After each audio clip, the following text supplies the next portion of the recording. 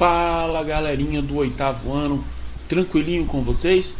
Pessoal, na última aula, beleza? Na última aula nós estávamos falando a respeito sobre a questão dos nutrientes, dos tipos de alimento, tá? Então hoje, no oitavo ano, nós vamos falar sobre a questão de conservação do alimento e dos distúrbios alimentares. Então eu quero que vocês acompanhem aqui para a gente poder entender como é que funciona essa questão de distúrbio.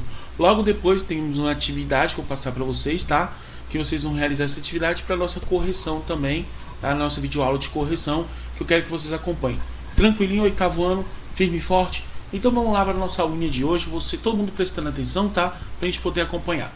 Soltando então a imagenzinha aí para a gente poder acompanhar, vamos lá? Primeiramente, galerinha, a questão da escolha básica dos alimentos. Os alimentos têm que seguir certos critérios para a questão da escolha, tá? Ou seja, quando você vai, no caso, escolher um alimento, você tem que ver a questão da sua consistência, a questão de odor e tudo mais. Mas vamos compreender alguns exemplos aqui de como a gente tem que caracterizar bem esses alimentos. Primeiramente, no caso dos vegetais. Os vegetais, pessoal, eles não podem, por exemplo, estar murchos, né? Nem amolecidos, beleza? E no caso não podem ter, por exemplo, furos e sua superfície tem que estar intacta. Então, para você, no caso, escolher um vegetal, você tem que apresentar, ver bem essas características, tá? Para que você escolha o que? O melhor alimento para o seu consumo, tranquilo? Então, por exemplo, aqui você vê, ó, alguns vegetais murchos, né? Que já não é muito bom para o seu consumo, tranquilinho?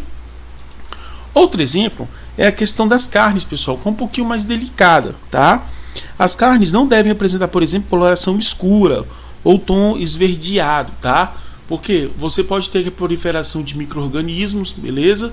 E também, galerinha, alguns vermes também que se localizam, tá? Na questão de carne de animal. Então você tem que sempre observar, tá? As características bem da carne, tá vendo? Tranquilinho? Muito bem. Nós temos também a questão dos peixes. O peixe é um alimento que é muito mais fácil de estragar, né, galerinha? Então, por exemplo, os peixes devem estar frescos, né? Com um odor, né? Característico, né? Do peixe normal, né? As escamas precisam ser fixas, né? Não pode estar muito solta, tranquilo? E os olhos devem estar cheios e brilhantes, tá? Se você vê aquela coisa mais murcha, como você está vendo aqui, ó, já é porque o peixe já está estragado, né? Já não é muito propício para o consumo. Então você tem que notar bem essas características aqui, por exemplo, no peixe, tranquilo? E nós temos também, pessoal, a questão dos alimentos industrializados, tá?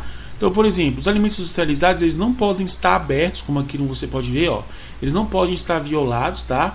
Por quê? Porque no caso da conservação química, ela se dá lá no caso com um alimento fechado na lata. Então, se você vê, por exemplo, um alimento violado, já não é muito propício para o consumo. Por quê?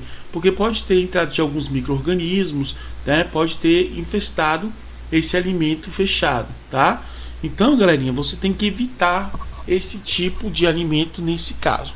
E, galera, como professor, que eu posso, no caso, conservar? Como acontece a conservação desse alimento? É exatamente o que nós vamos falar aqui agora, ó. Até então, pessoal, a melhor maneira de conservação dos alimentos, tá? Antigamente, era utilizado, por exemplo, a questão da desidratação.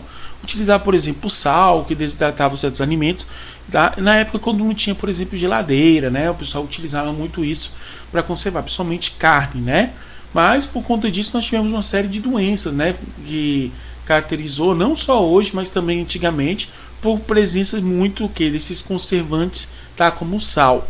Mas vamos entender aqui direitinho a maneira adequada de conservar vários tipos de alimento, tranquilo? Então vamos lá. A primeira forma que nós temos aqui, pessoal, é a questão do congelamento, como eu acabei de falar para vocês, tá? O alimento são submetidos, por exemplo, a temperaturas baixas, né, de 0 graus, e dessa forma a água contida, né, no interior da sua célula é congelada, mantendo o alimento conservado em alguns meses. Então, a gente pode manter o alimento conservado aqui no congelamento, beleza? E isso também, pessoal, impede os micro-organismos que podem contaminar o alimento, não consegue sobreviver a temperaturas baixas. Então, aqui você consegue preservar ele por mais tempo, tranquilo? Então, você pode até ver aqui, ó, no mercado, né, conservação do alimento, beleza? Muito bem. Outra maneira também, pessoal, é a pasteurização, tá? Os alimentos submetidos a temperaturas altas, né, em seguida resfriado, em um processo que promove a eliminação de micro-organismos. Isso acontece, por exemplo, no leite, né? O leite sofre a pasteurização, né? Então, exemplo, por exemplo, de alimentos que são pasteurizados, o leite, né? Tranquilo? Os seus derivados também. Muito bem. Mais um exemplo aqui que nós temos é a conservação química, né? Aqui você pode ver aqui Coca-Cola, né? Outros alimentos aqui industrializados, né? Conservação química. Os alimentos são adicionados a substâncias químicas que conservam e agem evitando a proliferação de micro-organismos. A maior parte dos produtos industrializados, pessoal, apresentam conservação química em sua composição, tá? Isso é um ponto positivo para a conservação do alimento, mas é um ponto negativo para o quê? Para a saúde humana, tá? Mas a gente esquece, né, pessoal? E acaba consumindo esses tipos de alimento. Tranquilinho? Muito bem.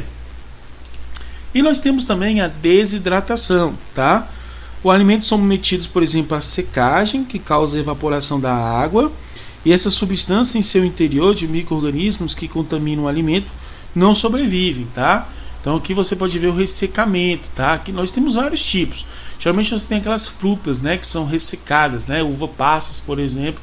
E aqui nós temos um exemplo de um caso de um alimento também, tá? Que foi ressecado, beleza? Então você evita a proliferação de micro-organismos devido a esse ressecamento, beleza? Pois bem, vamos lá, galerinha. O outro exemplo que nós temos aqui, galera, é a questão agora dos distúrbios alimentares, tá? Então, o ser humano ele passa por alguns distúrbios alimentares, que é exatamente devido ao quê? Devido à má alimentação ou alimentação excessiva, tá? Tudo isso a gente sofre alguns distúrbios. Então, quero que vocês acompanhem alguns deles aqui. O primeiro distúrbio, que é um caso mais questão de emergência mundial, né, que acontece muito, é a questão básica que existe, pessoal, da desnutrição, tá? Então a desnutrição, por exemplo, é um dos muitos casos, tá, que temos, né, de um distúrbio. Então, por exemplo, é o estado de desequilíbrio do organismo, né, causado pela má alimentação ou deficiência e absorção de nutrientes. Isso, galera, esse distúrbio não vem somente a questão da desnutrição básica. Nós temos também a desnutrição por certos nutrientes, tá? Por exemplo, escorbuto, que é uma doença do marinheiro, né? Que é a baixa concentração, por exemplo, da vitamina C. Então, por exemplo, se você der algum distúrbio, uma desnutrição, devido à presença também de algum nutriente, você pode manter o corpo em equilíbrio, né? Mas alguns nutrientes que você não consome também pode ter uma desnutrição em relação a esses nutrientes, tá? Então, por exemplo, galera, esses distúrbios, né, é considerado um sério problema socioeconômico, tá? Então, um problema socioeconômico mundial, tá? Devido a essa questão mais da miséria, né, que envolve a questão da desnutrição, beleza? Um ponto importante, pessoal, é que o Brasil tem várias campanhas, né, de fome zero, por exemplo, antigamente, né, para o quê? Para evitar a desnutrição, tranquilo? Mas vamos lá então.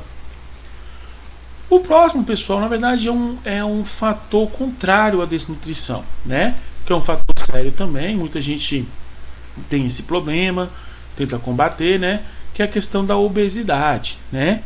A obesidade é um problema comum no mundo todo, né? Está ligado que pode estar ligado a fatores genéticos também, tá, pessoal? E também a questão de hormônios, então às vezes um desequilíbrio hormonal. Então, ingestão exagerada de alimentos, né? Que pode levar o quê? Pode levar ao excesso do peso, né? Então, no caso, você acaba engordando. Então, por exemplo, mais a questão da quantidade desequilibrada de açúcares, gorduras, né? Sais, e associar também o estilo de vida moderno, né, pessoal? Que a gente acaba consumindo muito alimento, tá? E no caso a gente não se exercita, né, para no caso gastar esse alimento. Uma coisa importante que vocês têm que entender é que o corpo humano ele tem que sempre estar em movimento. Então, por exemplo, quando você consome muito alimento gorduroso e acaba não se exercitando muito, você vai acumular energia e não vai gastar essa energia. Então, por isso que você acaba engordando, né? Mas também tem fatores hereditários que podem envolver também a obesidade, Certinho? Muito bem, vamos lá. E nós temos também, pessoal, um aqui chamado de anorexia, tá? Então, a anorexia é um transtorno alimentar que pode ser causado o quê? Pela preocupação exagerada na aparência e no peso corporal.